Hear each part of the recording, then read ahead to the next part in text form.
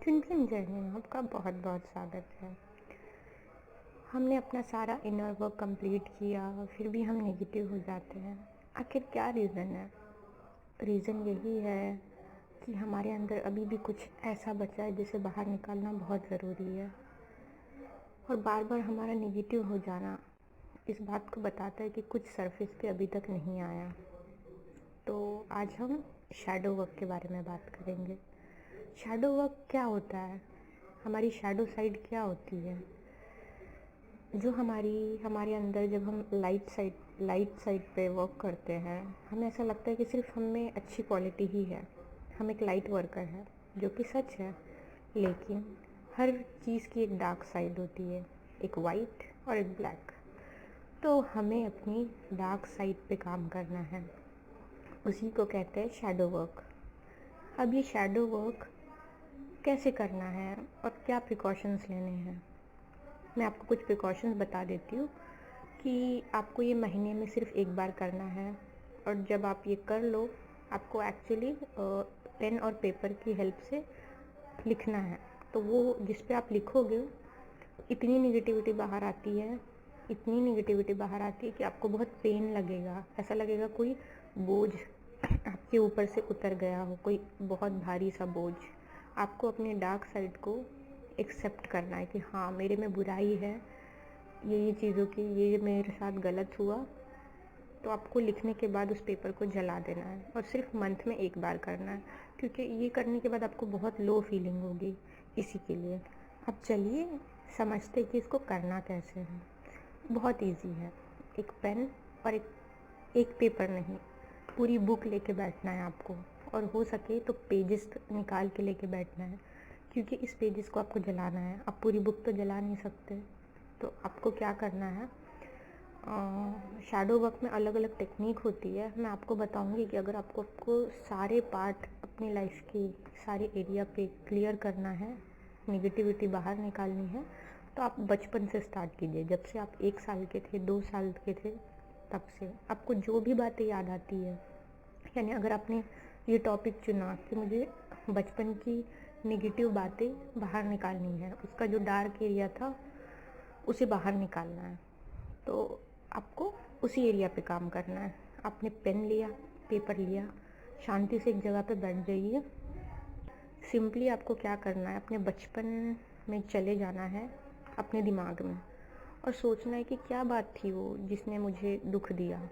मतलब हो सकता है आपको स्कूल लेट जाने पे इंसल्ट लगता हो सकता है आपके पेरेंट्स ने आपको अब्यूज़ किया हो, जिसकी वजह से डर आपके अंदर बैठ गया हो, प्यार से भरोसा उठ गया हो सकता है कि आपको किसी ने प्यार ही नहीं दिया बचपन में। तो आपको ये बातें पेपर पे लिखनी है कि मुझे किसी ने आज तक प्यार नहीं किया जैसा मैं चाहती थी, मुझे मेरे पेरेंट्स ने अब्यूज़ किया। अगर ये आपके साथ हुआ है तो आपको इस तरीके से लिखना है।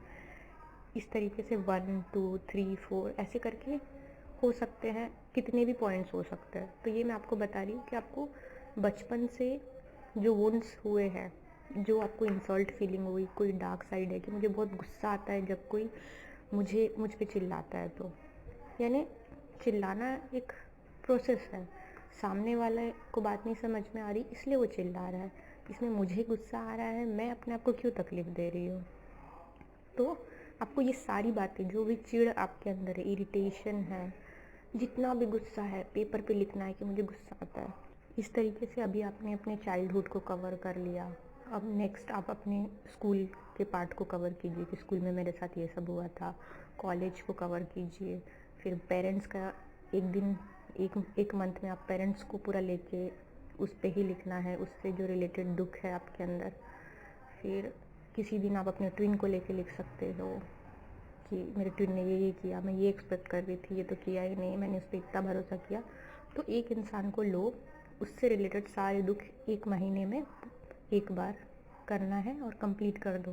क्योंकि एक इंसान से रिलेटेड दुख बहुत सारे भी हो सकते हैं, थोड़े से भी हो सकते हैं। इसलिए मैं आपको कह रही हूँ कि एक एक एरिया आप कवर कीजिए, क्योंकि इससे आपको समझ में भी आएगा, सिंपल भी लगेगा और सारे एरिया कवर भी हो जाएंगे। आप बिलीव नहीं करोगे, मैंने अपने बचपन का जो स्कूल वाला एरिया था वो कवर किया, 50 पेजेस भर गए। मैं बिलीव भी नहीं कर सकती थी कि इतना दुख है मेरे स्कूल लाइफ में मेरे साथ। तो आप अपने आप को जज मत करना कि कितने पेजेस कवर हुए।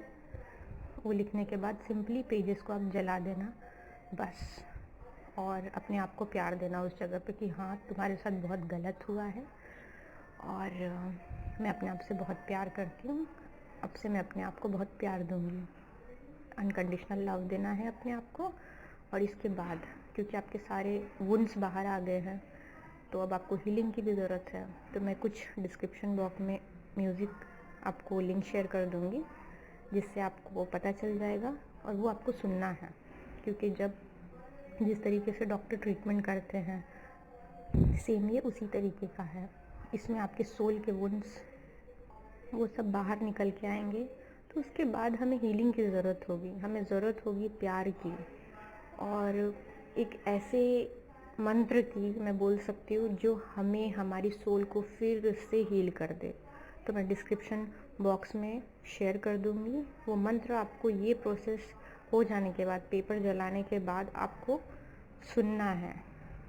आप सुन सकते हो क्योंकि ये बहुत पावरफुल मंत्र है। 3 टाइप के मैं मंत्र या फिर जितना भी हो रहा है मैं आपको शेयर कर दूँगी और आप उसमें से ये सुन लेना। इससे आपको एक हीलिंग मिलेगी। आपके सोल को ऐसा लगेगा कि हाँ वुंड्स बाहर आए, बहुत दर्द लग रहा है, बहुत आपको पेन लगेगा, वीकनेस लगेगी, ऐसा लगेगा पूरी बॉडी ढीली हो गई है, ऐसा लग सकता है आपको। वीकनेस, पेन ये सब लगेगा, कुछ रिलीज़ हो गया है क्योंकि आपने सारा पेन पेपर के थ्रू लिख के बाहर निकाल दिया और जला दिया। अब वो आपके पास है ही नहीं, वो यूनिवर्स में जा चुका है।